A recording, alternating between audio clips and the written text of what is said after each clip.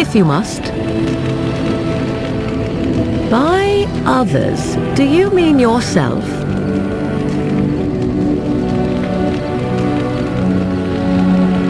Then I shall teach you what I can whenever we are in camp, provided you have the will to even make the attempt, that is. Wish of me. If you must. Why do you ask me such questions? I do not probe you for pointless information, do I?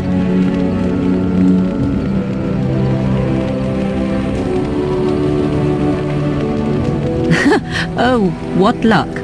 What is it you asked if I grew up in the wilds? A curious question. Where else would you picture me? For many years it was simply Flemeth and I. The wilds and its creatures were more real to me than Flemeth's tales of the world of man. In time I grew curious. I left the wilds to explore what lay beyond, never for long. Brief forays into a civilized wilderness.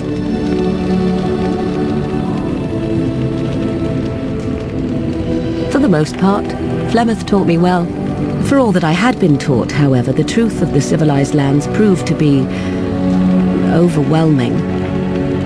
I was unfamiliar with so much. So confident and bold was I, yet there was much that Flemeth could never have prepared me for. Equal parts daring and foolhardy, perhaps.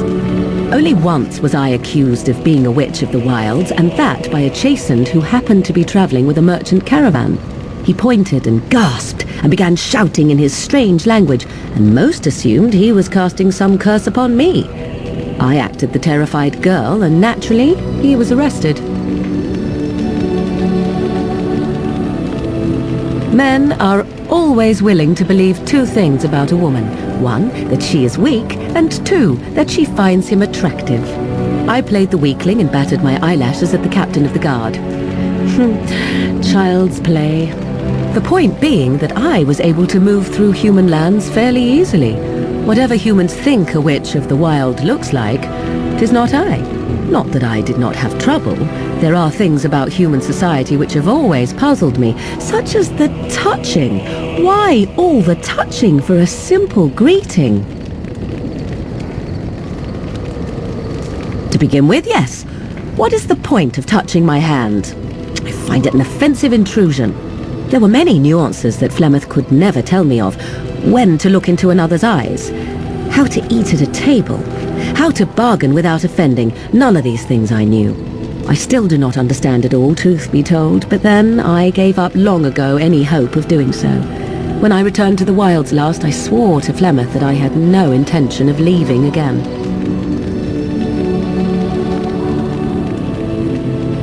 I have no qualm with the mission I have been set to.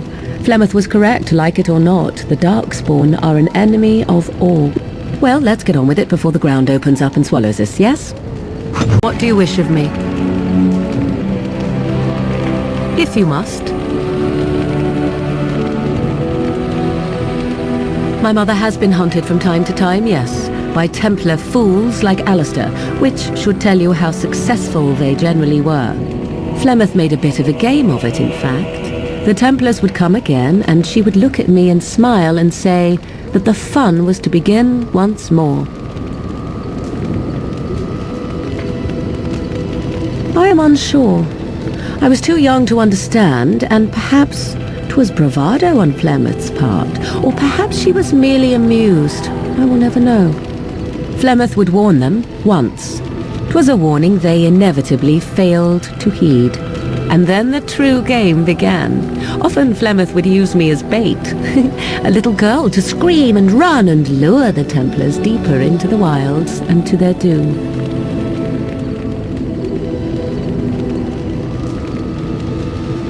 'Twas a game, and I a young girl. If I didn't get to play, I would have been very upset. Thankfully, the wilds is a vast place. Once they found us, Flemeth would simply move us elsewhere, and we would be lost within the forest once again. I did not understand the danger we faced until I was much older. I had never heard of apostates or maleficarum. " 'Twas a game, and I a young girl. If I didn't get to play, I would have been very upset. Thankfully, the wilds is a vast place. Once they found us, Flemeth would simply move us elsewhere, and we would be lost within the forest once again. I did not understand the danger we faced until I was much older. I had never heard of apostates or maleficarum. Perhaps they did. Still, I do not begrudge them doing what they believe is necessary. The Chantry sees any mages not leashed to the Circle of Magi as apostates, and apostates could become Maleficarum, evil mages that resort to blood magic and become demon-enslaved abominations. It may even be true. Still, those of us who prefer freedom see no reason to submit.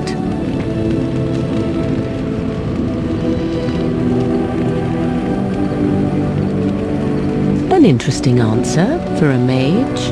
Enough of this talk. Let us return to the task at hand. I await your command. So, full of questions, are you?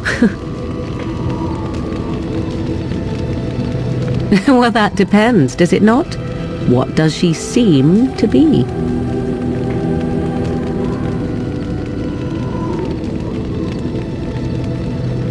Oh, she certainly was human. Once.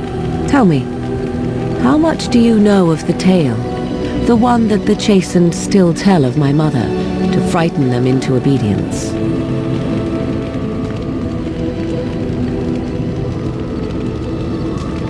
I can relay what Flemeth once told me herself, and you can decide whether or not 'tis the truth, if you desire.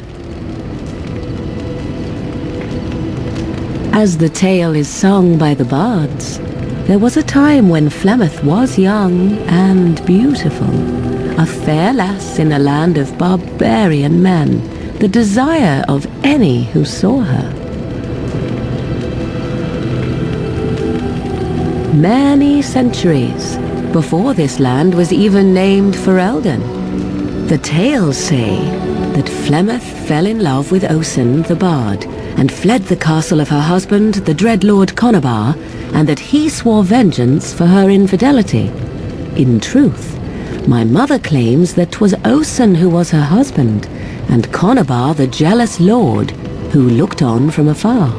Lord Conobar approached young Osen and offered him wealth and power in exchange for his lovely wife, and Osen agreed. The life of a bard is a poor one, and love fades in the wake of hunger. 'Twas Flemeth who suggested the arrangement. All would have been well had Lord Conobar kept his end of the bargain. But he was a foul man who bargained with coin he did not possess. Osen was led off to a field and slain, left for dead. Flemeth spoke to the spirits and learned of the deed, and swore revenge.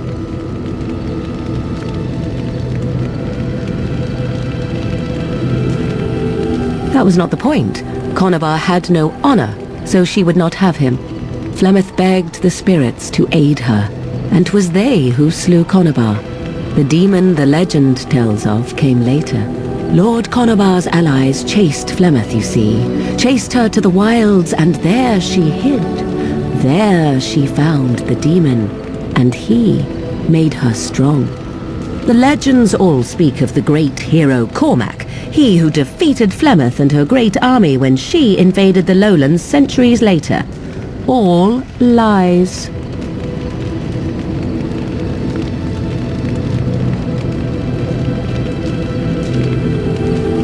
The truth of the matter is that there was never an invasion.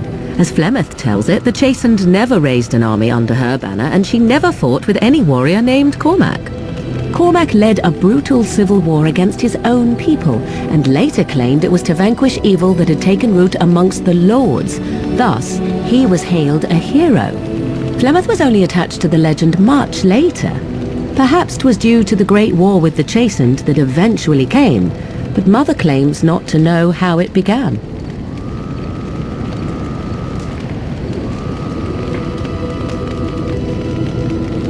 Flemeth tells it with far more embellishment than I, but you are welcome. Dare I ask of your own mother? Few are abominations of legend, 'tis true, but I find myself curious nevertheless. I see. I find myself a little envious, to tell the truth. But it matters not. Let us move on.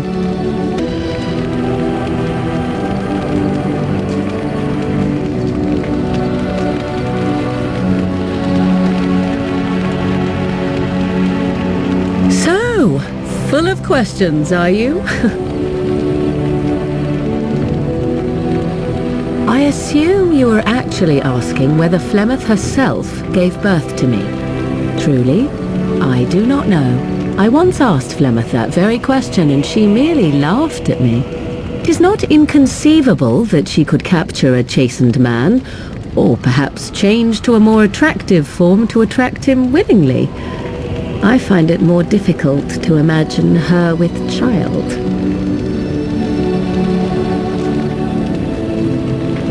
As a matter of fact, I remember her being younger once. She had black hair, much like my own, long and lustrous. But how could that be if she is centuries old? Has she become wizened only recently? Or are the tales of her legend only that, and nothing more? I do know the tales of Flemeth having many daughters, even though I have never met another.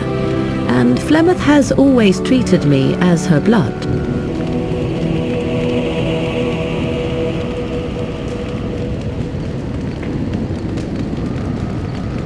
Must one be a doting and simpering moron to be considered a suitable mother? Flemeth taught me everything I needed to learn. How to survive, the meaning of power, the truth of men. If other mothers do not teach these things, then I believe them the lesser. You suppose it's true? 'Tis true. To indulge in love is to indulge in delusion. Surely a Grey Warden such as yourself does not believe otherwise. And I am glad to hear it.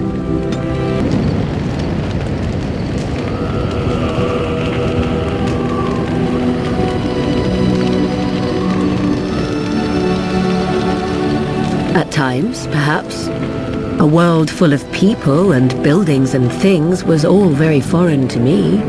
If I wished companionship, I ran with the wolves and flew with the birds. If I spoke, 'twas to the trees.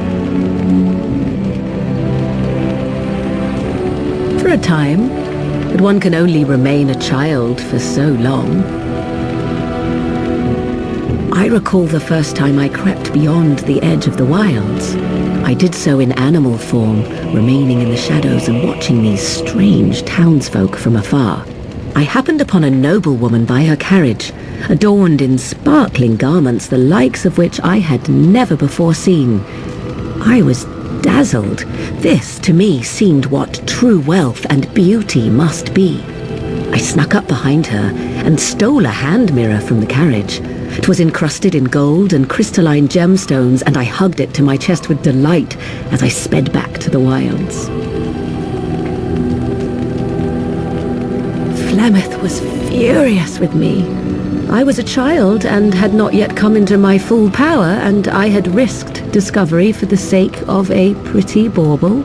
To teach me a lesson, Flemeth took the mirror and smashed it upon the ground. I was heartbroken.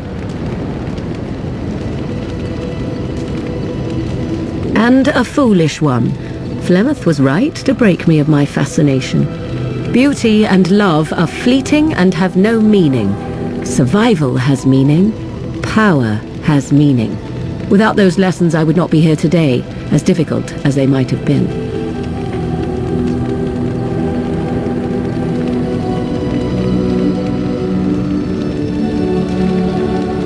They did indeed. To return to your original question, perhaps my time in the wilds was indeed lonely, but such was how it had to be. I find myself at times wondering what might have become of the girl with the beautiful golden mirror, but such fantasies have no place amidst reality.